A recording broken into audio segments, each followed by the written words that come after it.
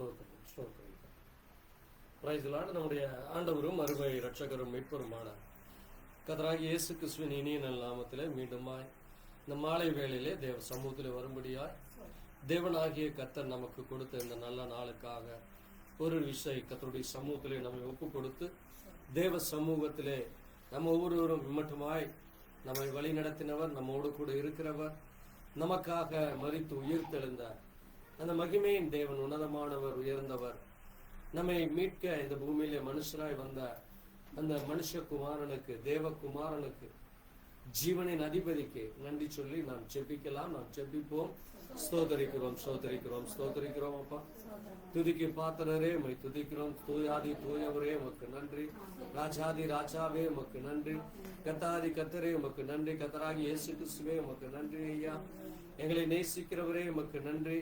எங்களுக்காய் ஆண்டவரே உம்முடைய சொந்த ஜீவனையே கொடுத்தவரே உமக்கு நன்றி. அப்பா ஆண்டவரே, இந்த பூமியிலே நாங்கள் ஒன்று கொண்டு வந்ததில்லை, ஒன்று கொண்டு போவதும் இல்லை. உடைய இரக்கம், தயவு, கிருபை எங்களை ஜீவனோடு வைக்கிறது. எங்களை நீர் வாழ வைக்கிற தேவனாய், வழிநடத்துகிற தேவனாய் இருக்கிறது. அதுக்காக உமக்கு நன்றி செலுத்துகிறோம். இந்த நல்ல நாளிலும் ஆண்டவரே உம்முடைய சமூகத்திலே இந்த விசேஷித்த ராபோஜன பந்திக்காய் நாங்கள் ஆயத்தப்பட நீர் இரக்கம் பாராய். எங்களை நீர் தகுதிப்படுத்தி எங்களை பிரித்தெடுத்து தகப்பனே இந்த பூமியிலே ஒரு நோக்கத்திற்காய் எங்களை நீர் பிரித்தெடுத்திற்காய் நன்றி சொல்லு. உடைய கிருபையும் உடைய இரக்கமும் ஆண்டவரே நாங்கள் நன்றி சொல்லி உடைய சமூகத்திலே தாழ்த்தி இந்த ஆராதனை ஒப்புக் கொடுக்கிறோம். உடைய கரம் தொடர்ந்து எங்களுக்கு கிடைக்கட்டும்.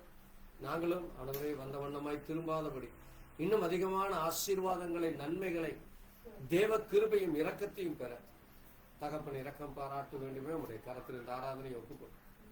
இந்த சமூகத்திலே தாழ்த்துகிறோம். வந்துள்ள ஒருவரையும் கர்த்தர் பெயர் பெற ஆசீர்வாதம். தடைப்பட்ட பிள்ளைகளுக்கு உணர்வை தாரு. முதலாவது தேவனுடைய ராஜ்யத்தையும் நீதியும் தேடுங்கள் என்று சொன்னீரப்பா. உம்மை தேடுகிற பிள்ளைகளாய், உம்மை கண்டடைகிற பிள்ளைகளாய் நாங்கள் இருக்க எங்கள் மேல் கிருபை பாராட்டு. தொடர்ந்து உடைய கரம் வழி நடத்தட்டும். நீரை பொறுப்படுத்தட்டும். எல்லாவற்றையும் இயேசு கிறிஸ்துவினுடைய பரிசுத்த நாமத்திலே ஆமென். கர்த்தர் தாமே உங்களை ஆசீர்வதிப்பாராக. இந்த நேரத்திலும் தேவ நாம மகிமைக்காக நாம் ஒரு பாடலை பாடி கர்த்தரை மகிமைப்படுத்தி கர்த்தருக்கு நன்றி சொல்லும் வண்ணமாக இந்த வேளையிலே ஒரு பாடலை பாடி கர்த்தரை மகிமைப்படுத்தலாம். மகிமை மாட்சிமை நிறைந்தவரே மகிழ்வுடன் தொழுதிடுவோம் என்கிற பாடல். மகிமை மாட்சிமை நிறைந்தவரே என்கிற பாடல். மகிமை மாட்சிமை நிறைந்தவரே மகிழ்வுடன் தொழுதிடுவோம். மகிமை மாட்சிமை நிறைந்தவரே மகிழ்வுடன் தொழுதிடுவோம். பரிசுத்த தேவனாம் இயேசுவை பணிந்தே தொழுகுவோம். பரிசுத்த தேவனாம் இயேசுவை பணிந்தே தொழுகுவோம். மகிமை மாட்சிமை நிறைந்தவரே மகிழ்வுடன் தொழுதிடுவோம். உன்னத தேவன் நீரே ஞானம் நிறைந்தவரே. உன்னத தேவன் நீரே ஞானம் நிறைந்தவரே. முழங்கால் யாவுமே முழங்கால் யாவுமே பாரில் முழங்கிடுவே. உயர்ந்தவரே சிறந்தவரே என்றும் தொழுதிடுவோம். உயர்ந்தவரே சிறந்தவரே என்றும் தொழுதிடுவோம். மகிமை மாட்சிமை நிறைந்தவரே மகிழ்வுடன் தொழுதிடுவோம். ஒருவரும் சேரா ஒளியில் வாசம் செய்பவரே. ஒருவரும் சேரா ஒளியில் வாசம் செய்பவரே. ஒளியினை தந்துமே இதயத்தில் வாசம் செய்யும். ஒளியினை தந்துமே இதயத்தில் வாசம் செய்யும் ஒளி நிறைவே அருள் நிறைவே என்றும் தொழுதிடுவோம் ஒளி நிறைவே அருள் நிறைவே என்றும் தொழுதிடுவோம் மகிமை ஆட்சிமை நிறைந்தவரே மகிழ்வுடன் தொழுதிடுவோம் பரிசுத்த தேவன் நீரே பாதம் பணிந்திடுவோம் பரிசுத்த தேவன் நீரே பாதம் பணிந்திடுவோம்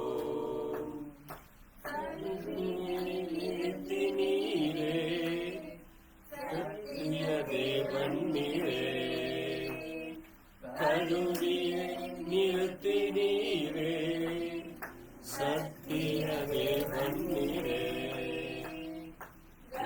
மகிமை செலுத்திய என்றும் மகிழ்ந்திடுவோம் கனமகிமை செலுத்திய என்றும் தொழுதிடுவோம் மகிமை மாட்சிமை நிறைந்தவரே மகிழ்வுடன் தொழுதிடுவோம் நித்திய தேவனும் நீரே நீதி நிறைந்தவரே நித்திய தேவனும் நீரே நீதி நிறைந்தவரே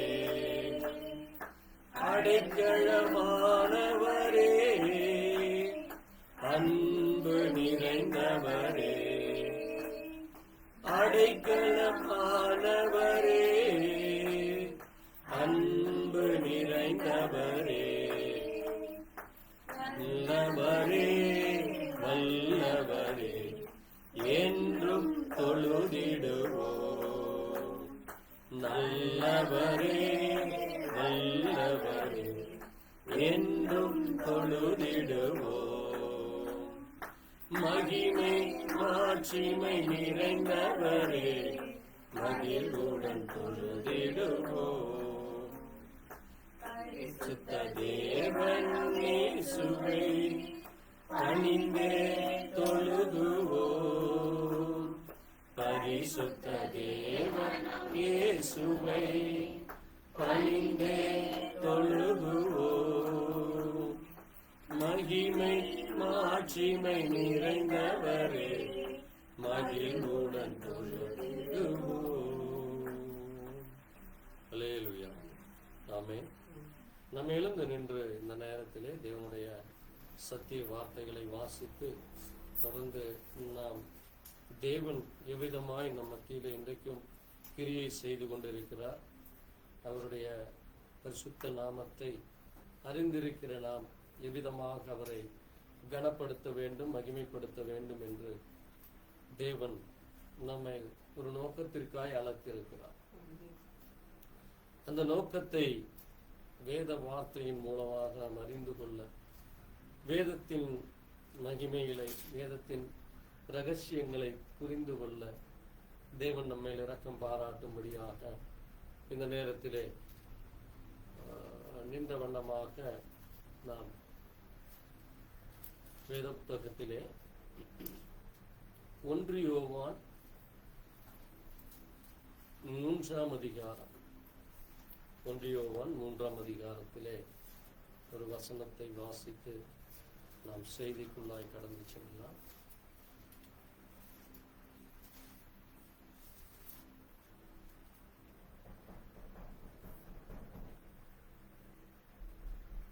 பதினெட்டு முதல் 21 வரை நாம் வாசிக்கலாம். என் பிள்ளைகளே, வசனத்தினாலும் நாவினாலும் அல்ல, கிரியையினாலும் 1 யோவான் 3ஆம் அதிகாரம். ஓகே, பிள்ளைகளே, வசனத்தினாலும் நாவினாலும் அல்ல, கிரியையினாலும் உண்மையினாலும் அன்பு கூற கடவோம். இதனாலே நாம் நம்மை சத்தியத்திற்குள்ளவர்கள் என்று அறிந்து நம்முடைய இருதயத்தை அவருக்கு முன்பாக நிச்சயப்படுத்திக் கொள்ளலாம். நம்முடைய இருதயமே நம்மை குற்றவாளிகளாக தீர்க்குமானால் தேவன் நம்முடைய இருதயத்திலும் பெரியவராய் இருந்து சகலத்தையும் அறிந்திருக்கிறார். பிரியமானவர்களே, நம்முடைய இருதயம் நம்மை குற்றவாளிகள் என்று தீர்க்காதிருந்தால் நாம் தேவனிடத்தில் தைரியம் கொண்டிருந்து அவருடைய கற்பனைகளை நாம் கை கொண்டு அவருக்கு முன்பாக பிரியமானவைகளை செய்கிறபடியினால் நாம் வேண்டிக் கொள்கிறது எதுவோ அதை அவராலே பெற்றுக் கொள்கிறோம். ஆமென். வாசித்த வார்த்தைகளுக்காய் நாம் ஜெபிக்கலாம். எங்களை நேசிக்கிற எங்கள் நல்ல ஆண்டவரே, தகப்பனே, இந்த அருமையான நாளிலே இந்த வேளையிலே உடைய சமூகத்திலே வந்து உடைய வார்த்தைகளை வாசிக்க தியானிக்க தேவன் எங்களுக்கு இரக்கம் பாராட்டினாய். இந்த நல்ல நேரத்திலே ஆண்டவரே, அப்போஸ்தலனாகிய யோவான் அன்றைக்கு சபைகளுக்கு அநேக காரியங்களை எழுதினார். அதிலே இந்த யோவான் புஸ்தகமானது அது தேவ பிள்ளைகளுக்காக அவர் எழுதின மிக முக்கியமான காரியமாகும். தேவனுடைய பிள்ளைகள் இந்த பூமியிலே எப்படி அவர்கள் இருக்க வேண்டும், அவர்களை தேவன் எவ்விதமாய் வழி நடத்துகிறார், எவ்விதமாய் அவர்களோடு கூட இருக்கிறார் என்று இந்த அதிகாரத்திலே சொல்லப்பட்ட இந்த நேரத்திலே அதிலே மிக முக்கியமான ஒரு காரியத்தை குறித்து அப்போஸ்தலனாகிய யோவான் சொல்லுகிறது. இன்றைக்கு தியானிக்க தேவ கிருபை கொடுத்திருக்காய், ஸ்தோத்திரம். அதனுடைய மகத்துவங்கள், மகிமையான காரியங்களை இன்றைக்கு இந்த ராபோஜன பந்தியிலே அதை ஒப்பிட்டு பார்த்து அதனுடைய காரியத்தை புரிந்து கொள்ள, அறிந்து கொள்ள தேவ இரக்கம் தான். நீதாமே பேசுகிற அடியானை மரத்து மூடி பேசும் கேட்கிற ஒவ்வொரு தேவ பிள்ளைகளுடைய செவிகளையும் இருதயத்தையும் விருத்த சேதனம் உடைய வார்த்தையின் மூலமாய் நீர் பேச வேண்டுமா? உடைய வார்த்தை இன்றைக்கும் அது ஜீவிக்கிற வார்த்தையாய் ஜனங்களை தேவனுடைய கரத்திலே கொண்டு வந்து அவர்களை எப்படிப்பட்டவர்களாய் இருக்கிறார்கள் என்ற அவருடைய இருதயத்தின் மூலமாய் நீர் அவர்களுக்கு அந்த உணர்வை கொடுக்கிற தேவனாய் இருக்கிறார். நீர் இன்றைக்கும் மாறாதவராய் இருப்பதற்காய் நன்றி சொல்லுங்க. உடைய வார்த்தை மாறாத இருப்பதற்காய் நன்றி சொல்லுங்க. தொடர்ந்து உடைய கரம் இந்த இடத்தை சுற்றி இருக்கட்டும். மாம்ச சிந்தனைகளை இதற்கு தடையா, இதற்கு விரோதமாய் எழும்புகிற எல்லா அந்தகார கிரியைகளையும் இயேசு கிறிஸ்துவின் நாமத்தில் நாங்கள் சுட்டெரிக்கிறோம். எல்லா தடைகளை கர்த்தர் எடுத்துக்கொள்ளும். ஒரு மனதின் ஆவியை, ஏக சிந்தை, கர்த்தருக்கு பயப்படுகிற பயத்தை தான். தேவ இரக்கம் தொடர்ந்து கிடைக்கட்டும். தேவ தயவு தொடர்ந்து கிடைக்க வேண்டுமா? இயேசு கிறிஸ்துவினுடைய பரிசுத்த நாமத்திலே ஆமென். உட்காரலாம். ஆண்டவராகிய இயேசு கிறிஸ்துவின் நாமத்திலே நான் உங்களுக்கு மறுபடியும் வாழ்த்து சொல்லுகிறேன். நாம் அநேக வார்த்தைகளை நாம் தேவனுடைய சத்திய வசனத்தில் இருந்து நாம் வாசித்து இருக்கிறோம். இங்கே அப்போஸ்தலனாகிய யோவான் ஒரு மிக முக்கியமான ஒரு காரியத்தை பேசுகிறார். அது யாருக்கு என்றால், பிள்ளைகளே பாருங்கள், அவர் நமக்கு ஒரு முற்பிதாவாக இருக்கிறார். அப்போஸ்தலனாகிய யோவான் நமக்கு ஒரு முற்பிதா. முற்பிதா என்றால் சுமார் 2000 ஆண்டுகளுக்கு முன்பாக இயேசு கிறிஸ்து யார் என்று அவர் அறிந்து, அதைத்தான் நீங்க இங்கே 1ஆம் வசனத்திலே நீங்கள் வாசிக்கிறப்போ அவர் சொல்றார் பாருங்க. யோவான் 1 யோவான் 1:1 ஆதி முதலாய் இருந்ததும் ஆதி முதலாய் நாங்கள் கண்டதும் எங்கள் கண்களினால் கண்டதும் நாங்கள் கேட்டதும் நாங்கள் நோக்கி பார்த்ததும் எங்கள் கைகளினால் தொட்டதுமாயிருக்கிற ஜீவ வார்த்தையை உங்களுக்கு அது எப்பிருந்து இருந்ததாமா? இந்த பிகினிங் எப்பிருந்து? இந்த வானம் இந்த பூமி படைப்பதற்கு முன்பாகவே, மனிதன் உருவாவதற்கு முன்பாகவே தேவன் அவர் லோகாஸாக, அவர் ஒளியானவராக, அவர் ஒரு ரூபம் இல்லாதவராக, அவர் தனக்கென்று ஒரு ரூபமே இல்லாமல் எல்லாவற்றிற்கும் மேலாக ஒரு ஆவியானவராக அங்கு இருக்கிறார். ஆமென். அந்த ஆவியான தேவன் இப்போ இங்க என்னவா இருக்கிறாராமா? இவர்கள் அந்த தேவனை மாம்சத்திலே கண்டார்கள். ஆமென்.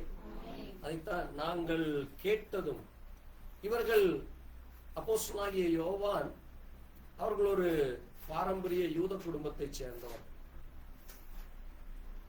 அவர்கள் மேசியா வர வேண்டும் என்று எதிர்பார்த்து கொண்டிருந்தவர். அப்ப அவர்கள் எதை சொல்றாங்க பாருங்க, நாங்கள் அப்படி அந்த வர வேண்டும், நாங்க அவரை பஸ்கா பண்டிகை நாங்க வருஷந்தோறும் ஆசரிக்கிறவர்கள், நாங்கள் தேவனுடைய ஆலயத்திற்கு சென்று நாங்கள் என்ன செய்கிறோம், பலிகளையும் காணிக்கைகளையும் அந்த சடங்குகளை அந்த முறைமைகளை அந்த கட்டளைகளை கற்பனைகளை கை கொண்டிருக்கிறோம். அதை கேட்டு அதன்படி நாங்கள் நடந்த நாங்கள் இப்ப என்ன செய்கிறோமாமா, எங்கள் கண்களினாலே அவரை கண்டோம். ஆமென். அந்த ஆதியிலே இருந்தவரை, அந்த ஆவியானவரை, அந்த ஒளியானவரை, அந்த தேவனை, அந்த கர்த்தரை, அந்த பிதாவை இன்னைக்கு எப்படி இருக்கிறாரம்மா, எங்கள் கண்களிலே கண்டோம். நாங்கள் அவரை நோக்கி பார்த்தோம். யாரோ சொல்லி அல்ல, அதோ அங்க இருக்கிறார் என்று அல்ல, நாங்களே அருகிலே நோக்கி பார்த்தோம். அது மட்டுமல்ல, அவருக்கு ஒரு பெரிய பாக்கியம் பாருங்க, யோவானுக்கு ஒரு பெரிய பாக்கியம் என்னது, எங்கள் கைகளால் தொட்டது. ஆமென். இயேசு கிறிஸ்துவை அவர்கள் என்ன செய்தார்கள், அந்த வானத்தையும் பூமி படைத்த சர்வ வல்லவரை, சர்வேஸ்வரனை, பரமபிதாவை அவர்கள் கைகளாலே தொட்டார்கள். அந்த வார்த்தையைத்தான் உங்களுக்கு அறிவிக்கிறோம், அந்த வார்த்தையைத்தான் உங்களுக்கு அறிவிக்கிறோம். அந்த ஜீவன், வானத்தையும் பூமியும் படைத்த அந்த ஜீவன் என்னானது, வெளிப்பட்டது. அந்த ஜீவன் வெளிப்பட்டது. அது எங்கிருந்து வெளிப்பட்டது, பிதாவின் இடத்தில் இருந்து. பிதா என்கிற அந்த தன்மை இப்போ அவர் இப்ப இங்க என்னவா இருக்காரு, மாம்சத்திலே வெளிப்பட்டார். ஆமென். எங்களுக்கு வெளிப்பட்டமான நித்தியமாய் இருக்கிறார். எப்படிப்பட்டது, நித்தியம், எட்டர்னல். அது எப்பொழுதும் இருக்கிறது, அதற்கு மறைவே இல்லை, அதற்கு அழிவே இல்லை. அது இன்றைக்கோ நாளைக்கோ முடிந்து போகிறதல்ல, அது இன்றைக்கோ நாளைக்கோ காணாமல் போகிறதல்ல. அது நித்தியமாய் இருக்கிற அந்த ஜீவனை கண்டு அதை குறித்து உங்களுக்கு சாட்சி கொடுக்கிறோம். அதை குறித்து உங்களுக்கு சாட்சி கொடுக்கிறோம், அதை அறிவிக்கிறோம், அதை நாங்கள் அறிவிக்கிறோம். அதைத்தான் அங்கே சொல்றார், தேவன் ஒளியாய் இருக்கிறார், தேவன் ஒளியாய் இருக்கிறார். அது மட்டுமல்ல, சத்தியத்தின்படி நடக்கிறவர்கள் எங்கே இருளின்படி இல்லாதபடி, அங்கே பொய் சொல்லுகிறவர்களா இல்லாதபடி சத்தியத்தின்படி நடந்து நாம் அவரோடு கூட ஐக்கியப்பட்டவர்களாக இருக்க வேண்டும். நாம் அவரோடு கூட என்ன செய்ய வேண்டும், we have to union. அதான் கம்யூனியன். அந்த யூனியனுக்குள்ளாக, அந்த ஐக்கியத்திற்குள்ளாக, அந்த யுனைட்டுக்குள்ளாக,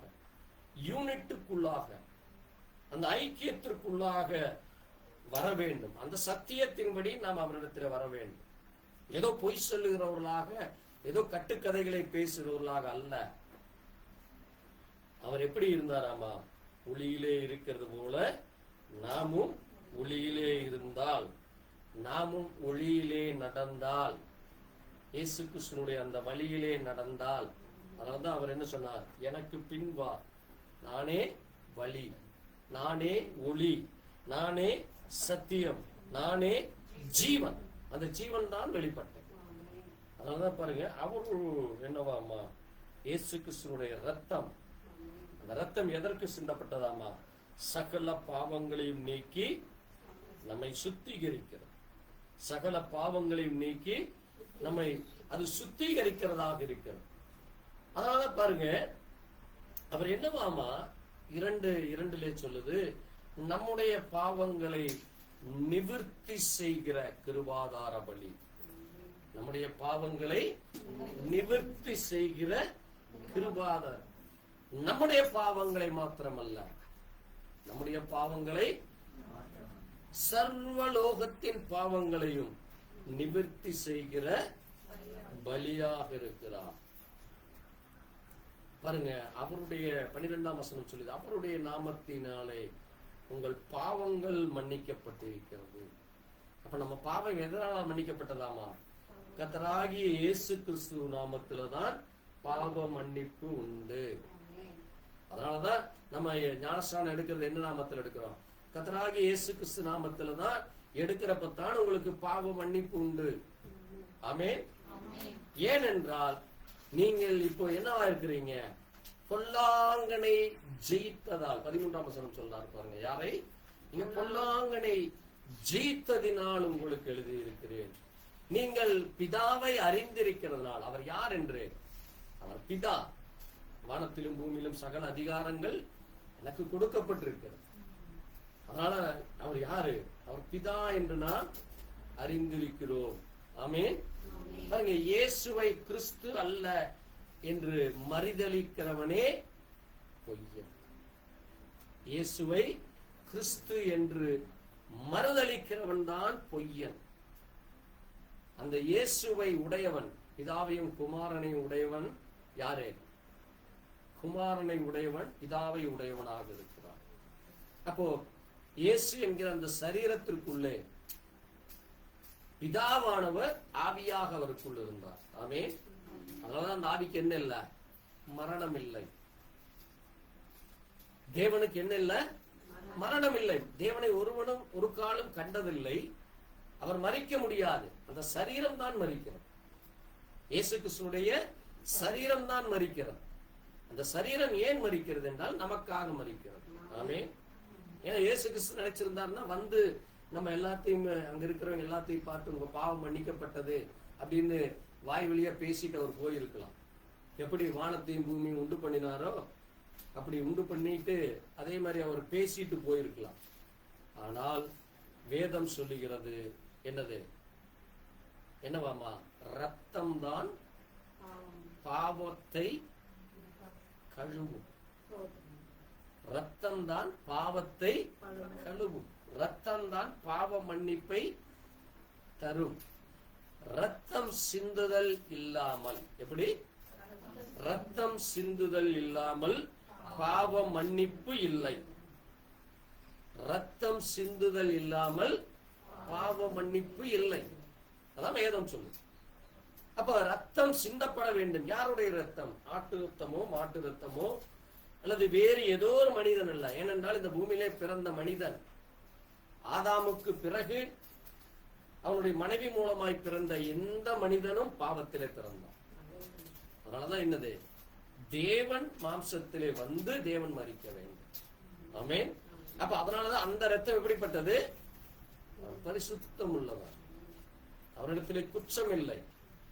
அவரிடத்திலே குறை இல்லை. அவரிடத்திலே என்ன இல்லை?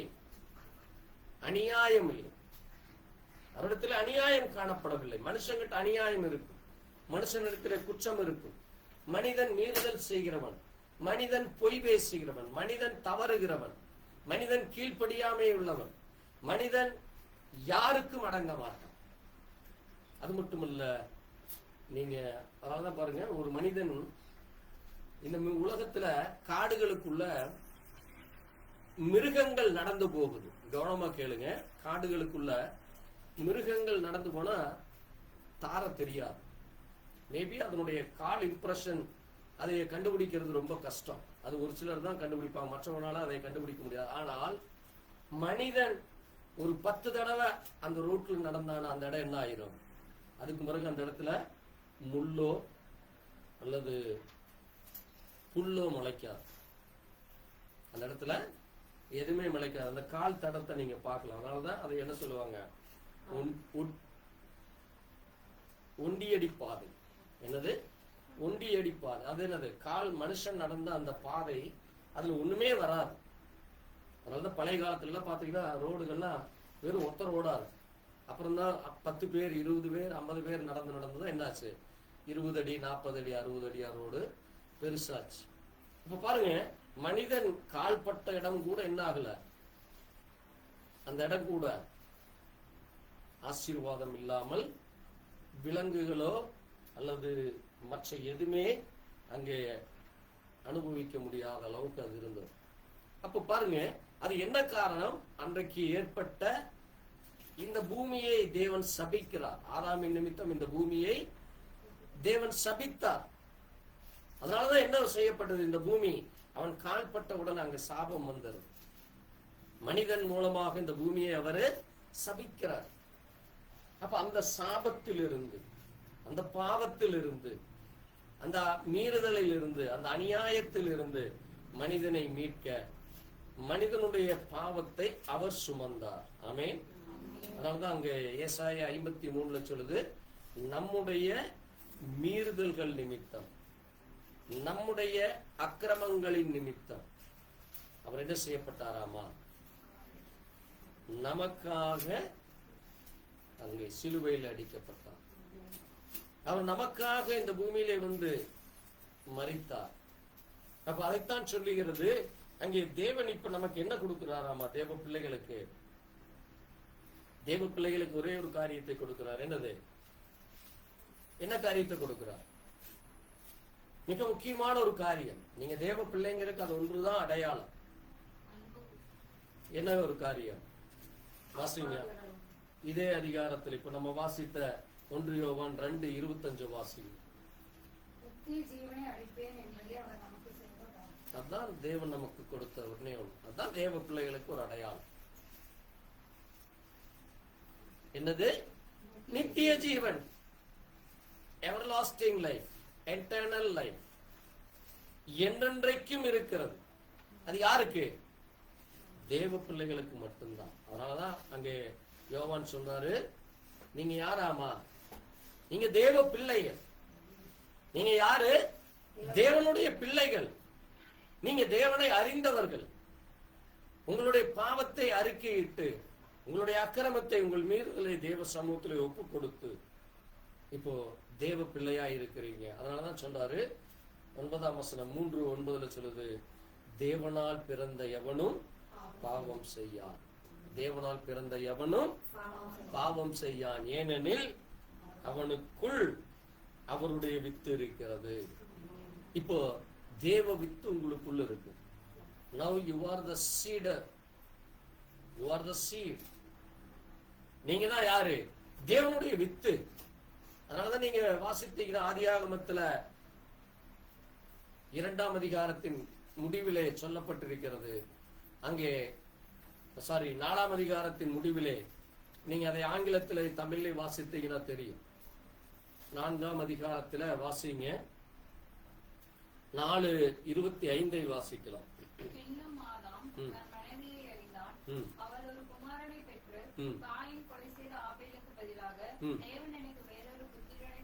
பாருங்க, இங்க சொல்லி இருக்கு, தேவன் எனக்கு ஒரு புத்திரனை கொடுத்தார்.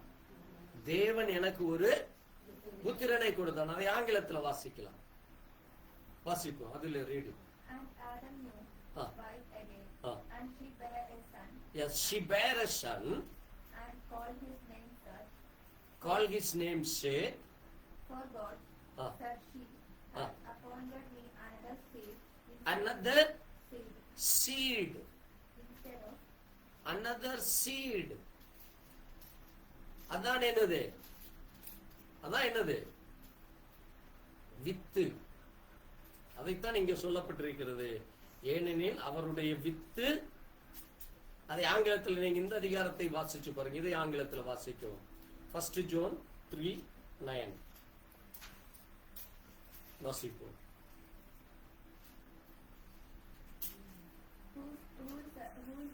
whosoever is born of God does not commit sin, for his sake.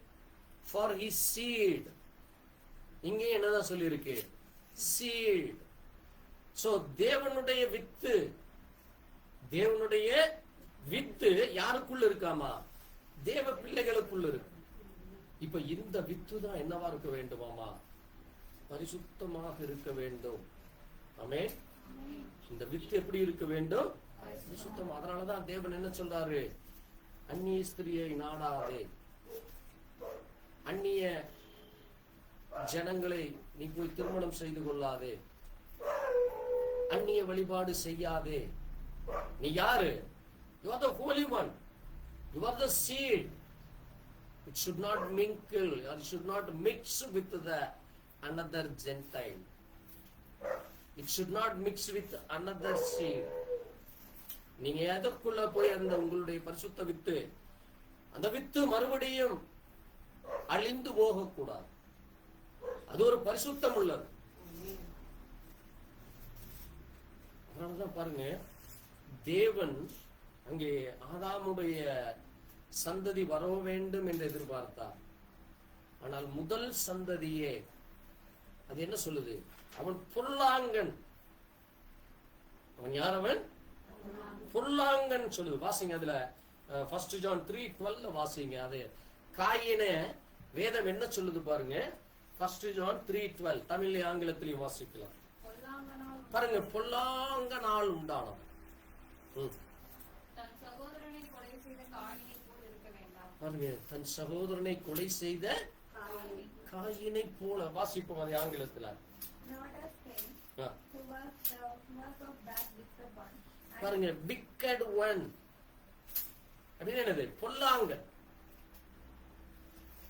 அநியாயம் செய்கிறவன், அக்கிரமம் செய்கிறவன், கீழ்ப்படியாதவன், தேவனுடைய வார்த்தைக்கு எதிர்த்து நிற்கிறவன். அதனாலதான் தேவன் அவனுடைய அந்த காணிக்கைகளை அவர் அங்கீகரிக்கவில்லை என்ற உடனே அவனுக்கு என்ன வந்தது? கோபம், எரிச்சல். தன்னுடைய சகோதரனை கொலை செய்தான்.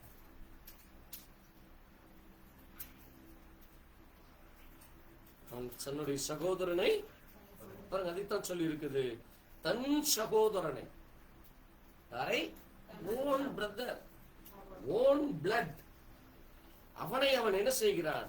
கொலை செய்தான். பிகாஸ் ஆஃப் அவனுடைய சீட் அப்படி, அவனுக்குள்ள இருந்த வித்து அப்படி. அவன் யார்? அவன் இஸ் a wicked person. யாரு விக்கெடு இந்த பூமியில? சாத்தான் ஒருவன் தான் பொல்லாங்கன். சாத்தான் தான் பொல்லாங்கன். அப்ப அந்த வித்து அங்கே இறந்த வந்ததினாலே அங்கே ஏவாளை அவன் ஏமாற்றி, அதாவது ஏவாள் ஆண்டவர் கேட்கிறாரு என்ன அப்படின்னு கேட்கிறப்போ, சர்ப்பம் என்னை, the serpent behold me, serpent behold me ன்னு போட்டிருக்கு ஆங்கிலத்துல. நீங்க வாசித்தீங்கன்னா சர்ப்பம் என்னை ஏமாற்றி விட்டது. பாருங்க, அப்ப எப்படி சர்ப்பம் ஏமாற்ற முடியும்? என்னது?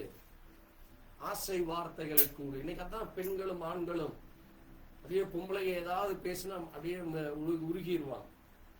ஆண்கள் பேசினா பெண்கள் உருகி அப்படியே போய் விபச்சாரம், வேசித்தனம், அங்கே தன்னுடைய கற்பை இழந்து, தன்னுடைய எதிர்காலத்தை இழந்து, தேவனை மறந்து, தேவனுக்காக நிற்கிற அந்த வைராக்கியத்தை இழந்து எத்தனை கோடி ஜனங்கள் அழிந்து கொண்டிருக்கிறார். என்ன காரணம்? கீழ்ப்படியாமையின் ஆவியம். தேவனுக்கு பிரியமில்லாத நடக்கிறது. தேவனுடைய வார்த்தைகளை கேட்டும் துணிகரமாக செய்கிறது. அதான் துணிகரங்கள். வேதம் என்ன சொல்லுது? துணிகரங்கள். எவ்வளவு பெரிய கொடுமை அது பாருங்க. வேதம் அதை எச்சரிக்கிறது. வேதம் ஒவ்வொரு நாளும் நம்ம எச்சரிச்சுதான் இருக்கு. அதனாலதான் பாருங்க, ஆண்டவர் என்ன சொல்றாரு? உங்களா, நீங்க தேவனுடைய பிள்ளைகள். நீங்க யாரு? நீங்க தேவனுடைய பிள்ளைகள். நீங்க என்னவா இருக்கிறீங்க? அவருடைய வித்து உங்களுக்குள் இருக்கிறது. அதனால அவன் என்ன செய்ய மாட்டான்? he never do the sin. வாசிங்க அது ஆங்கிலத்துல 9:3-9. Whosoever is born of God that not commit sin. அது கமிட் பண்றது, அதை போய் வாலண்டரியா செய்கிறது. அதான் கமிட் பண்றது. கமிட்மெண்ட் கொடுக்குறேங்கிறது என்னது? கமிட்மெண்ட் கொடுக்குறது என்னது? சரி, நான் வர்றேன், நான் செய்யறேன், நீங்க சொல்லிட்டீங்கல்ல, நான் வர்றேன், நான் அதை செய்யறேன் அப்படிங்கறத commitment. So he is doing purposely with his own will, with his own ideology, with his own lust. அதான் அது. புரியுதா உங்களுக்கு? அப்போ பாருங்க, அப்போ அவன் என்ன செய்ய மாட்டானாமா? தேவனுடைய பிள்ளை never do the wrong commitment. அவன் அதை செய்ய மாட்டான்ங்கிறார் தேவன். தேவன் கேரண்டி கொடுக்கிறார் பாருங்க தேவ பிள்ளைகளுக்கு, எல்லாருக்கும் இல்லை. அப்ப நீங்க தேவ பிள்ளை என்றால் that is the identification, that is the sign, that is the signification. அதான் உங்களை தேவன் என்ன செய்கிறாரு? உறுதிப்படுத்துகிறார். அதை உங்களுக்கு அடையாளமாக கொடுக்கிறார். உங்களுக்குள்ள அது முத்திரிக்கப்பட்டது. அது எப்படி முத்திரிக்கப்பட்டிருக்கிறது? You are sealed by the Holy Ghost. அங்கே எபேசியர் 4:30 சொல்லுது, நீங்க என்ன செய்யப்பட்டிருக்கிறீர்களாமா? You are sealed by the Holy Ghost. வாசிப்போம். எபேசியர் 4 அன்றியும் நீங்கள் மீட்கப்படும் நாளை பாருங்க, நீங்க மீட்கப்பட வேண்டும். முத்திரையாய் பாருங்க, முத்திரையாக பெறப்பட்டிருக்கிறீர்கள். என்னது? தேவனுடைய தேவனுடைய பரிசுத்தாவி. போதும், வாசிப்போம். அது ஆங்கிலத்துல வாசிப்போம். and grieve not the Holy Spirit of God, whereby they are sealed unto the day of redemption. பாருங்க, நீங்க எதற்காக? ரிடெம்ஷனுக்காக. You are going to redemption. God உங்களை என்ன செய்கிறார்? மீட்கப்பட போகிறார், உங்களை எடுத்துக்கொள்ள போகிறார். அதற்காக என்ன கொடுத்திருக்காரு? You are sealed. நீங்க என்ன செய்யப்பட்டிருக்கிறீங்க? முத்திரிக்கப்பட்டிருக்கிறீர்கள். பாருங்க, அந்த பரிசுத்தம் உள்ள தேவனை நீங்க என்ன செய்யக்கூடாது? உங்களுடைய ராங் கமிட்மெண்ட் மூலமா, ராங் திங்கிங் மூலமா, ராங் ப்ராசஸ் மூலமாக நீங்க தேவனை துக்கப்படுத்தக்கூடாது.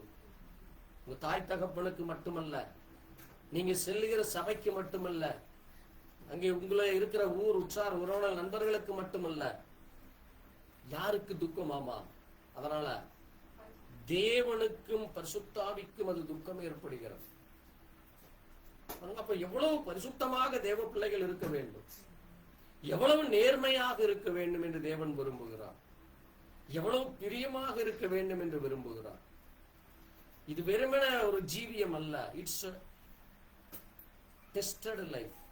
ஒவ்வொரு நாளும் நம்முடைய வாழ்க்கை டெஸ்டுக்குள்ள போய் தான் வருது. எப்படி ஒரு டிரைவிங் ஓட்டுறப்ப உங்களுக்கு எத்தனை ஸ்ட்ரகிள் இருக்கு, ஒரு டிரைவரை கேட்டு பார்த்தீங்கன்னா தெரியும்.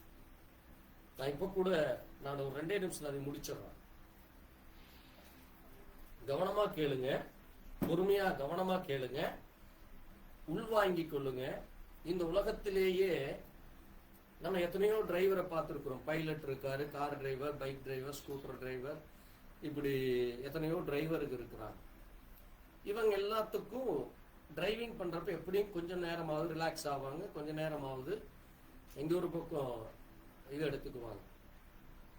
நான் இந்த 2 நாளைக்கு முன்னாடி தான் அதை படிச்சோன்னா எனக்கு அப்படியே என்ன ஒரு லைஃப் இந்த பூமியில இப்படியும் வாழ்ந்து கொண்டிருக்கிறார்கள், இப்படியும் வாகனத்தை ஓட்டி கொண்டிருக்கிறாங்கன்னு. பட் அவங்களுக்கு டியூட்டி டைம் ஒன்றும் பெரிய டைம் எல்லாம் இல்லை. Only 8 hour, only 8 hour duty. யார் அப்படின்னு பார்த்தீங்கன்னா அவங்கள என்ன சொல்லுவாங்கன்னா ட்ரெயின்ல டிரைவரு. பட் அந்த ட்ரெயின் டிரைவருக்கு அவங்களுக்கு ஒரு ஒரு அடையாளம் இருக்கு. நான் அதை வாசிக்கிறேன் பாருங்க. அவங்க சும்மா சாதாரண டிரைவர் அல்ல, அவங்க சாதாரண நபர்கள் அல்ல. அவங்களுக்குன்னு ஒரு அடையாளத்தை அங்க கவர்மெண்ட் கொடுக்குது. அவங்க நான் உங்களுக்கு ஒரே 2 நிமிஷம் கவனமா கேளுங்க, டிஸ்டர்ப் இருக்க வேண்டாம். ஏன்னா அது உங்களுக்கு ஏன் அப்படின்னா நீங்க அதை தெரிஞ்சிட்டீங்கன்னா தான் இந்த பூமியில மனிதர்கள் எவ்விதமாக கஷ்டப்பட்டு கொண்டிருக்கிறாங்க. நம்மெல்லாம் ஒண்ணுமே இல்லை. ரயில் ஓட்டுநரை லோகோ பைலட், அவங்க பேர் என்னது? Loco pilot, LOCO pilot, loco pilot. அவருடைய assistant assistant loco pilot, ALP. இவங்களுக்கு LP பாங்க. அதான் அவங்களுக்கான ஒரு ஐடென்டிபிகேஷன். அவர்கள் 13 மணி நேரம், நான் கூட 8 மணி நேரம் நினைச்சேன். 13 மணி நேரம். அது மட்டுமல்ல, அந்த ரெட் சிக்னல் இருக்குல்ல, அதை அவர்கள் தொடர்ந்து ஒரு மீறினார். ஒரு 16 மணி நேரத்துக்கு இடைவெளிக்கு ஒருக்க அதை மீறிட்டாங்கன்னா அவங்கள டெர்மினேட் பண்ணிடுவாங்க. அது மட்டுமல்ல, பாருங்க அங்க அவங்கள குறிச்சு சொல்லி இருக்கு, ஒரு ரயில் வண்டி சும்மா இருந்து கொண்டு இருந்தாலும் கூட 1 மணி நேரத்து இதெல்லாம் கூட வேண்டாம், சரிங்களா? இப்போ இந்த டிரைவர் என்ன செய்கிறாருன்னு பாருங்க. அங்க விசிடி என்கிற விஜிலன்ஸ் கண்ட்ரோல் டிவைஸ், என்னது விசிடி, விஜிலன்ஸ் டிவைஸ் கண்ட்ரோல் இருக்குமாமா. இது என்ன செய்யும்னா, ஒரு நிமிஷத்துக்கு ஒருக்கா பட்டன் அமுத்திட்டே இருக்கும். இப்ப ட்ரெயின் போக போக ஒவ்வொரு நிமிஷத்துக்கு ஒருக்கா இந்த பட்டன் நீங்க அமுத்திட்டே இருக்கும். இப்போ அதை ஒரு விஷயம் உதாசீனப்படுத்தி 8 வினாடி நீங்க அதை எரிய விட்டால், அதை நீங்கள் உதாசீனப்படுத்தினால் வண்டி நின்று, ஆட்டோமேட்டிக் பிரேக் சிஸ்டத்துல வண்டி நின்று. இன்னொரு முக்கியமான காரியம், அந்த வண்டியினுடைய வேகத்தை குறைக்கவோ ஆரன் அடிக்கவோ இந்த வேலைகள் இருந்தால் பட்டனை அமுத்த வேண்டியதில்லை. இந்த பட்டன் முன்னாட்களில் பெரிய கம்பியா இருக்குமாமா, அதுக்கு பேரு டெட்மேன் லிவர். இன்னைக்கு அதை என்ன செஞ்சுட்டாங்க, இந்த லேட்டஸ்ட் மாடல்ல கொண்டு வந்துட்டாங்க. சரியா? இப்ப பாருங்க, கவனமா கேளுங்க. என்ன அப்படின்னா, இவர்களுக்கு கழிப்பறை இல்லை. என்னது? there is no toilet facility for them. There is no toilet facility for them. இந்த 13 hours வண்டி எங்கேயுமே நிக்காது. ஏன்னா ஒவ்வொரு ஸ்டேஷன்ல எத்தனை நிமிஷம் நிக்கும்? either 1 minute or 2 minutes. Very rare ஜங்ஷன்ல தான் எவ்வளவு நிமிஷம் நிக்கும்? 5 minutes நிக்கும். அந்த டைம்ல மேபி ரிலாக்ஷன் எடுக்கலாம். அதுமே பாத்தீங்கன்னா ஒரு 7 hour 8 hour கொண்டு தான் அந்த ரிலாக்ஸேஷன் கிடைக்கும். இப்போ இங்க என்ன இஷ்யூ அப்படின்னு நீங்க பாத்தீங்கன்னா, ஏன் அதை நான் சொல்ல வர்றேன் அப்படின்னா, காலையில 8 மணிக்கு அவங்க அந்த ஜங்ஷனுக்குள்ள அந்த ஃபீல்டுக்குள்ள போனாங்கன்னா, மலம் கழிக்கவோ சிறுநீர் கழிக்கவோ போக முடியாது. அதுக்காக என்ன பண்ணிக்குவாங்களாமா, ஒரு பிளாஸ்டிக் கப்பை வச்சுக்குவாங்களாம். இதுதான் அவங்களுக்கு, இதுதான் அவங்க லைஃப் ஆமா. ஏன்னா அந்த ட்ரெயின் மினிமம் 80 to 110 கிலோமீட்டர்ல போயிட்டே இருக்கும். அது மட்டுமல்ல, நீங்க சிக்னல் ப்ராப்ளம் அது இதுன்னு ஏதாவது நீங்க இதை கோட்டை விட்டுட்டீங்கன்னா டெர்மினேட் ஆயிடுவீங்க. இன்னொன்னு, ஏதாவது பிரச்சனைனா வண்டிக்குள்ள குறைந்தது 10,000 to 20,000 பேர் டிராவல் பண்ணிட்டு இருப்பாங்க. அவ்வளவு பேர் உங்களால என்ன ஆயிடுவாங்க, உயிரிழப்பு ஏற்படும். பாருங்க, அது எவ்வளவு டஃப்பான ஃபீல்டு பாருங்க. நான் ஏன் இதை சொல்ல வர்றேன் அப்படின்னா, இந்த பூமியில நமக்கெல்லாம் ஒண்ணுமே இல்லை. நமக்கெல்லாம் ஒரு சிலர் அனுபவிக்கிற தினசரி வாழ்க்கையில தினசரி அவர்கள் படுகிற பாடுக்கு முன்னாடி நம்ம எல்லாம் ஒண்ணுமே இல்லை. நமக்கு அழகான வேலை இருக்கு, அழகான குடும்பம் இருக்கு, வீடு இருக்கு, இது இருக்கு, என்னமோ இருக்கு. ஆனாலும் என்ன செய்கிறோம், தேவனுடைய வார்த்தைக்கு முக்கியத்துவம் கொடுக்காம, தேவனுக்கு என்ன பிரியமோ அதை செய்யாம நம்மை நாமே என்ன செய்து விடுகிறோம், நம்மை நாமே எல்லாம் தெரிஞ்சவனாட்ட, எல்லாம் எனக்கு எல்லாம் தெரியும், எனக்கு அப்படி இப்படி என்று அந்த மமதையில நம்ம என்ன செய்து விடுகிறோம், நம்மை நாமே அழித்துக் கொண்டிருக்கிறோம். அதான் என்னது, மாம்ச சிந்தை. அதான் என்ன செய்கிறது ஒவ்வொரு மனிதனையே தேவ சமூகத்திலே முன்பாக செல்லாம. அதனாலதான் ஆண்டவர் சொல்லாரு, தன்னைத்தான் தாழ்த்துகிறவன் தான் உயர்த்தப்படுவான், தன்னைத்தான் உயர்த்துகிற எவனும் தாழ்த்தப்படுவான். நீங்க தேவனுக்கு முன்பால நான் ஒண்ணுமே இல்லை, ஐ எம் ஜீரோ அப்படின்னு நீங்க எப்ப சரண்டர் ஆகுறீங்களோ, தேவன் உங்களை உயர்த்துவார், தேவன் உங்களை பயன்படுத்துவார். இல்லைன்னா உங்களை அப்படியே ஐடியலா தான் வச்சிருப்பார். உங்கள் மூலமா எந்த நன்மைகளும் யாருக்கும் கிடைக்காது. ஏன்னா உங்க லைஃப் அப்படியே உங்களுக்கு பார்க்கறதுக்கு நல்லா இருக்கலாம், but it is nothing development R nothing improvement. அப்ப தேவன் நம்மை ஒரு நோக்கத்திற்காக அழைத்திருக்கிறார். என்னது, we are the testimony, we are the living testimony.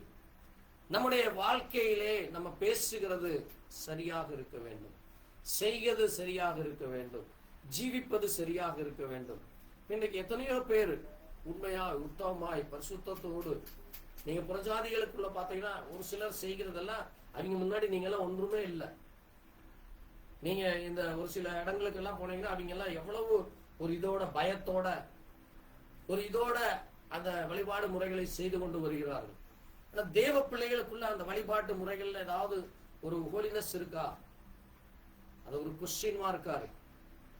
அவர்கள் எத்தனையோ சாக்ரிஃபைஷன் பண்றாங்க, எத்தனையோ காரியத்திற்காக தங்களுடைய நேரத்தை ஒதுக்குறாங்க, சர்வீஸ் சொல்லி எத்தனையோ சர்வீஸ் செய்யறாங்க. ஆனா தேவ பிள்ளைகள் என்ன செய்யறது இல்ல, எந்த சர்வீஸுக்கும் தங்களை ஒப்பு கொடுக்கறது. எத்தனையோ பேரை நம்ம குறிப்பிட்டு சொல்லலாம், எதற்கும் தங்களை நேரம் கூட ஒதுக்க மாட்டாங்க. தேவனுக்கென்று நேரத்தை கொடுக்கிறதே யோசிப்பாங்க. அப்ப எப்படி போய் தேவனிடத்திலிருந்து பெரிய பிளஸ்ஸிங் எல்லாம் வரும்? எப்படி போய் தேவனிடத்திலிருந்து நன்மைகள் நமக்கு கிடைக்கும்? அதைத்தான் நீங்க வாசித்த இந்த யோவான் சொல்றாரு, வாசிங்க. அதைத்தான் நம்ம இப்ப வாசித்தோம். என்ன வாசித்தோம்? அவர் என்ன சொல்றாரு பாருங்க, அந்த 3ஆம் அதிகாரத்துல 3ல, பிரியமானவர்களே, நம்முடைய இருதயம் நம்மை குற்றவாளிகள் என்று தீர்க்காதிருந்தால் நாம் தேவனிடத்தில் தைரியம் பெற்று அவருடைய கற்பனைகளை நாம் கை கொண்டு அவருக்கு முன்பாய் பிரியமானவைகளை செய்கிறபடியா. நீங்க பிரியமானதை செய்கிறபடி வேண்டும், நீங்க பிரியமானதை செய்ய வேண்டும். ஏதோ போட்டு வற்புறுத்தி செய்யறதல்ல. அது செய்யணும், செய்யலைன்னா அது இதுன்றதுலாம் இல்ல. நீங்க பிரியத்தோட செய்யணும். ஒரு சிலர் பாத்தீங்கன்னா அந்த ரெஸ்பெக்ட் கொடுக்கறது, ஹானர் கொடுக்கறதுல பார்க்கலாம். அந்த பிரியத்தோட நம்மை கண்டாலே எழுந்து வந்து உடியாந்து வந்து கட்டிப்பிடிச்சு எப்படி இருக்கிறீங்க, அந்த விசாரிப்பு இருக்கும், அந்த ஒரு ஹாஸ்பிட்டாலிட்டி இருக்கும், ஒரு ரெஸ்பெக்ட் இருக்கும், ஒரு ஹானர் இருக்கும், அந்த மரியாதை இருக்கும். இன்னைக்கு எவ்வளவு பேர் அப்படி செய்யறாங்க தேவ பிள்ளைகளை பார்த்து. வேதம் சொல்லுது, ஒருவரை ஒருவர் கனப்படுத்தும். Give respect to each one. நீங்க ஒருத்தருக்கு ஒருத்தர் அந்த ரெஸ்பெக்ட் கொடுங்க. எவ்வளவு பேர் ரெஸ்பெக்ட் கொடுக்கிறோம் நம்ம? அது எல்லாமே தேவன் கவனிச்சு கொண்டிருக்கிறார். அதான் கிரியை. கிரியை இல்லாத விசுவாசம் செத்தது. நீங்க சும்மா பேரளவுக்கு உட்கார்ந்து எந்திரிச்சு போயிட்டு இருக்கலாம். You are nothing. அதைத்தான் சொல்லுது, நீங்க அப்படி பிரியமாய் செய்தால் வேண்டிக் கொள்கிறது எதுவோ அதை நீங்க அவரால் பெற்றுக்கொள்ள வேண்டுமானால், நீங்க தேவனிடத்திலிருந்து உங்களுக்கு நன்மை வர வேண்டுமானால், தேவனிடத்திலிருந்து உங்களுக்கு கிருபை இரக்கம் வர வேண்டுமானால், அங்கே நம்முடைய இருதயம் என்ன செய்யக்கூடாது, நம்மை குற்றவாளிகள் என்று தீர்க்கக்கூடாது. உங்களுக்குள்ள அந்த கில்ட்டினஸ் வரக்கூடாது. உங்களுக்குள்ள அந்த ஒரு இது சரியா தவறா என்று ஒரு கன்ஃபியூஷன் மைண்ட் இருக்கக்கூடாது. நான் இப்படி செய்யலாமா, அப்படி செய்யலாமா, அது சரியா, இது சரியா என்று உங்களை அது என்ன செஞ்சு விடும்? அதான் உலக ஆவி. உலக ஆவி தான் உங்களை சரியான ஒரு டெசிஷன் எடுக்கிறதுக்கு விடாது. It's a confusion person. அதான் சொல்லுவாங்க, அவன் ஒரு உழப்புவாதிப்பா.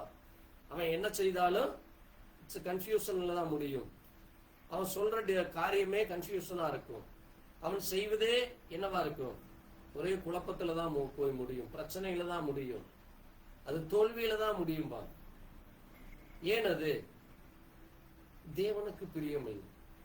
அப்போ ஒரு மனிதனுடைய செயல்கள், ஒரு மனிதனுடைய நடவடிக்கைகள் தேவனுக்கு பிரியமாக இருக்க வேண்டும். அப்பதான் நீங்க என்னது வேண்டிக் கொள்வது அவராலே பெற்றுக்கொள்ள முடியும். அது மட்டுமல்ல, நாம இயேசு கிறிஸ்து நாமத்தின் மேல் விசுவாசமாயிருந்து நமக்கு கட்டளையிட்டபடி ஒருவரில் ஒருவர் அன்பாய் இருக்க வேண்டும் என்பதுதான் அவருடைய கட்டளை. அதுதான் அவருடைய கட்டளை. நீங்க ஒருவரிடத்தில் ஒருவர் அன்பு கூற வேண்டும். பாருங்க, அதைத்தான் இந்த 14ஆம் வசனம் சொல்றது. வாசிங்க, அதை வாசித்து நம்ம முடிக்கலாம். பாருங்க, நம்ம சகோதரருக்குள்ள முதலாவது அந்த அன்பு இருக்க வேண்டும். நம்முடைய சகோதரருக்குள்ள அந்த அன்பு இருக்க வேண்டும். அப்படி இருந்தால் நீங்க இப்ப என்ன ஆயிடுறீங்களாமா? மரணத்தை விட்டு நீங்கி ஜீவனுக்குட்பட்டு இருக்கிறோம். சகோதரனிடத்தில் அன்பு கூறாதவன் மரணத்தில் நினைத்திருக்கிறான். இப்ப நீங்க எங்க நிக்கிறீங்கன்னு உங்களை நீங்களே நிதானிங்க. நீங்க யாருக்கு ஹானர் கொடுக்குறீங்க? முதலாவது தேவனுக்கு அந்த ரெஸ்பெக்ட் கொடுக்குறீங்களா? உங்க சபையில் இருக்கிற ஒவ்வொருவருக்கும் ரெஸ்பெக்ட் கொடுக்குறீங்களா? உங்க குடும்பத்தில் இருக்கிற ஒவ்வொருவருக்கும் ரெஸ்பெக்ட் கொடுக்குறீங்களா? மற்றவர்களுக்கு கொடுக்க வேண்டிய மரியாதையை கொடுக்குறீங்களா? அந்த அன்பு உண்மையான அன்பு இருக்கிறதா? ஐயோ, அவன் அழிந்து போகிறான், அவன் கெட்டு போகிறான், அவனுக்காக நான் ஜெபிக்க வேண்டும், அவனுக்காக நான் இந்த உதவி செய்ய வேண்டும், அவனுக்காக நான் இந்த காரியத்தை நான் செய்ய வேண்டும் என்று சொல்லி அந்த அக்கறை இருக்கான்னு பாருங்க. வெறுமனே நமக்கு மட்டும் ஏதோ எனக்கு இது இருந்தா சரி என்று அவன் ஒரு சுயநலவாதி. அவன் தேவனிடத்திலிருந்து வேற பெரிய நன்மை எதுவும் பெற்றுக்கொள்ள முடியாது. அவனுக்கானது மட்டும்தான் அவன் தேவன் கொடுப்பான். அதுமே எவ்வளவு இருக்கும்? ஒரு பெரிய பிளஸ்ஸிங் இருக்கா? நீங்க அதனாலதான் ஆண்டவர் சொல்றார், நீங்க எப்படி அளக்குறீங்களோ அப்படித்தான் உங்களுக்கு கொடுக்கப்படும். நீங்க எப்படி அளக்குறீங்களோ அப்படித்தான் உங்களுக்கு கொடுக்கப்படும். அப்போ பாருங்க, தேவன் நம்முடைய இருதயத்தை அது குற்றமாய் இருந்தால் அந்த குற்றம் அது நம்மை தேவனிடத்தில் கொண்டு சேர்க்காது. அதனால நம்முடைய இருதயம் நம்மை குற்றவாளிகள் என்று தீர்க்காதிருந்தால், நம்முடைய இருதயம் நம்மை குற்றவாளிகள் என்று தீர்க்காதிருந்தால், நாம் தேவனிடத்தில் தைரியம் கொண்டு அவருடைய கற்பனைகளை நாம் கை கொண்டு அவருக்கு முன்பாய் பிரியமாய் செய்ய வேண்டும். அவருக்கு முன்பாய் நாம் நிலைத்திருக்க வேண்டும். அதனாலதான் அன்புள்ளவன் எவனும் தேவனால் பிறந்து அவரை அறிந்திருக்கிறான், அன்பில்லாதவன் தேவனை அறியான், தேவன் அன்பாகவே இருக்கிறார். அப்ப நம்ம தேவன் நம்மை அன்பா இருக்கிறவர். நமக்காக அவர் என்ன செய்திருக்கிறார்? தன்னுடைய ஜீவனையே கொடுத்திருக்கிறார். நமக்காக அவர் நித்திய ஜீவனையே கொடுத்திருக்கிறார். அந்த நித்திய ஜீவன் யாருக்குள் இருக்கிறதாமா? இயேசு கிறிஸ்துவுக்குள்ளே இருக்கிறதாமா. இந்த நித்திய ஜீவன் யாருக்குள் இருக்கிறது? வாசிங்க 5:11 வாசிங்க. 1 John 5:11. பாருங்க, தேவன் நமக்கு எதை கொடுத்திருக்கிறார்? நித்திய ஜீவனை கொடுத்திருக்கிறார். அந்த ஜீவன், எந்த ஜீவன்? அந்த நித்திய ஜீவன் அந்த குமாரனுக்குள். யார் அந்த குமாரன்? யாரு? இயேசு கிறிஸ்து. அந்த இயேசு கிறிஸ்துக்குள்ளதான் என்ன இருக்குது? நித்திய ஜீவன் இருக்கிறது. அதுதான் நமக்கு சாட்சி. அந்த குமாரனை உடையவன், அந்த நித்திய ஜீவனை உடையவன் தான் யாரு? ஜீவனை உடையவன். தேவனுடைய குமாரன் இல்லாதவன் ஜீவன் இல்லாதவன். அதனாலதான் நம்ம இயேசு கிறிஸ்துவை தேவகுமாரன், son of God. He was man of God. அவர் ஒரு மனுஷகுமாரனாய் இந்த பூமியிலே பிறந்தார். But now he is not a man of God. He is a son of God now. அவர் யாரு? அவர் தேவகுமாரன். அவர் இன்றைக்கு தேவகுமாரனாய் நமக்குள் இருக்கார். எப்படி இருக்காரு? பரிசுத்தாவியாய் நமக்குள் இருக்கார். அந்த பரிசுத்தாவி தான் என்னது? நித்திய ஜீவன். இந்த பரிசுத்தாவி தான் யாரு? இயேசு கிறிஸ்து. அதனாலதான் சொன்னார், என் நாமத்திலே பிதா அனுப்ப போகிற பரிசுத்தாவியான். அப்ப அந்த பரிசுத்தாவிக்கு என்னது? இயேசு கிறிஸ்து. அப்ப அவர் உங்களுக்குள் இருக்கார். அந்த குமாரனை உடையவன் ஜீவனை உடையவன். அந்த குமாரனுடைய அந்த பரிசுத்தாவி இல்லை என்றால் நீங்க ஜீவன் இல்லாதவன். ஆமே. தேவ ஆவி நமக்கு முக்கியம், பரிசுத்தாவியானவர் நமக்கு முக்கியம். ஏனென்றால் சும்மா பரிசுத்தாவி நீங்க பெற்றிருக்க முடியாது. எப்படி நீங்கள் பரிசுத்தாவி? how you will receive the Holy Ghost? வாசிங்க 4:2 வாசிங்க. பாருங்க, தேவ ஆவியை நீங்கள் எதனால் அறிந்து கொள்ளலாம்? மாம்சத்தில் வந்த இயேசு கிறிஸ்துவை அறிக்கை பண்ணுகிற எந்த ஆவியும் தேவனால் உண்டாயிருக்கிறது. ஆமென்.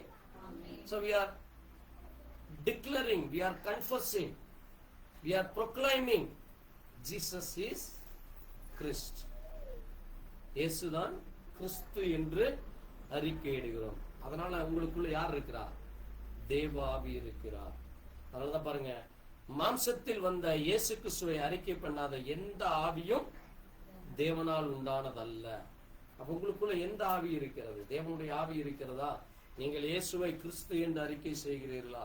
இயேசுவை மேசியா என்று, இயேசுவை பிதா என்று, இயேசுவை கிறிஸ்து என்று, இயேசுவை கர்த்தர் என்று, இயேசுவை பரிசுத்தாவி என்று, அவரே எல்லாமானவர், அவரே இந்த பூமியிலே மனிதனாய் வந்து நமக்காக மரித்து உயிர் திறந்தவர் என்று யார் அறிக்கை செய்கிறார்? அவருக்குள்ளாக தேவாவி இருக்கிறது. அவர்தான் என்னது? அவர்கள் தேவனால் பிறந்தவர்கள், அவர்கள் தேவனுடைய பிள்ளைகளாக இருக்கிறார். அப்போ பாருங்க, நமக்குள்ள தேவன் இருக்கிறார். ஆமென். நமக்குள்ள பரிசுத்தாவியானவர் இருக்கிறார். நம்மை அவர் பரிசுத்தப்படுத்துகிறார். ஆகவேதான் நம்ம அவரிடத்துல வரும் பொழுது நம்முடைய பாவத்தை நாம் அறிக்கை செய்கிறோம். இனியும் பாவம் செய்யாதே என்று அவர் சொல்லி இருக்கிறார். ஆகவே நம்ம இனி நம்முடைய ஜீவியத்திலே நமக்கு அந்த உலக பிரகாரமான கவலைகளோ அல்லது உலக பிரகாரமான பயமோ நடுக்கமோ இல்லாதபடி, ஒரு குழப்பம் இல்லாதபடி, ஒரு பரிசுத்தமுள்ள ஒரு வாழ்க்கை, தேவனுக்கு பிரியமுள்ள வாழ்க்கை வாழ கர்த்தர் நமக்கு கிருபை செய்வாரான ஜெபிக்கலாம். எங்களை நேசிக்கிற எங்கள் நல்ல ஆண்டவரே, வானத்திலும் பூமியிலும் சகல அதிகாரங்களை படைத்த சர்வ வல்லமையுள்ள கர்த்தராகிய இயேசு கிறிஸ்துவே, அப்ப அந்த அருமையான நேரத்தில் நம்முடைய சத்திய வார்த்தைகளை வாசிக்கவும் தியானி தேவ கிருபையும் தேவதாயமும் தேவ இறக்கும் எங்களுக்கு கொடுத்திருக்காய் நன்றி சொல்லுவோம். இந்த வேளையிலே ஆண்டவரே, நாங்கள் வாசித்து தியானித்த சத்திய வார்த்தைக்காய் நன்றி சொல்லுவோம். ஆண்டவரே, நீங்கள் தேவனால் பிறந்தவர்கள், அந்த தேவனுடைய வித்து உங்களுக்குள் இருக்கிறது என்று சொல்லப்பட்டிருக்கிறது. ஆண்டவரே, அந்த பரிசுத்தமுள்ள வித்து எங்களை பரிசுத்தப்படுத்துகிறது. எங்களை உம்முடைய இரத்தத்தினால் கழுகி நாங்கள் தேவனுடைய பிள்ளைகள் என்று எங்களுக்கு அது அச்சாரம் இடுகிறது. அது எங்களை முத்திரிக்கிறது என்று சுவாசிக்கிறோம். நாங்களும் வார்த்தையின்படி ஜீவிக்க, பரிசுத்தமாய் ஜீவிக்க, பிரியமாய் ஜீவிக்க நாங்கள் கேட்பதை நீர் தருகிறீர் ஆண்டவரே. நாங்கள் உமக்கு பிரியமாய் நடக்கிற பொழுது நீர் எங்களுக்கு கிருபை தரும். இந்த உலகத்தில் உபத்திரவம் உண்டு, ஆனாலும் திடன் கொள்ளுங்கள், நான் இந்த உலகத்தை ஜெயித்தேன் என்று சொன்னேன். எத்தனையோ போராட்டங்கள், எத்தனையோ பிரச்சனைகள், எத்தனையோ காரியங்கள் எங்களை சுற்றி நெருக்கினாலும் இவை எல்லாவற்றிலும் இருந்து எங்களுக்கு விடுதலை கொடுக்கிற தேவன், எங்களை பரிசுத்தப்படுத்தி தகுதிப்படுத்துகிற தேவனாகிய கர்த்தர் நீர் எங்களோடு கூட இருக்கிறீரப்பா. அதற்காக நாங்கள் உமக்கு நன்றி செலுத்துகிறோம். தொடர்ந்து உடைய இரக்கம், தயவு, கிருபை எங்களுக்கு கிடைக்க வேண்டும். இயேசு கிறிஸ்துவினுடைய பரிசுத்த நாமத்திலே ஆம். நம்ம தொடர்ந்து ஜெப சிந்தனையிலே இருக்கலாம். கர்த்தருடைய கரத்திலே நாம் பரிசுத்த ராபோஜனத்திற்கு ஆயத்தப்படலாம். தேவ சமூகத்திலே நம்ம ஒப்புக் கொடுப்போம். நன்றி.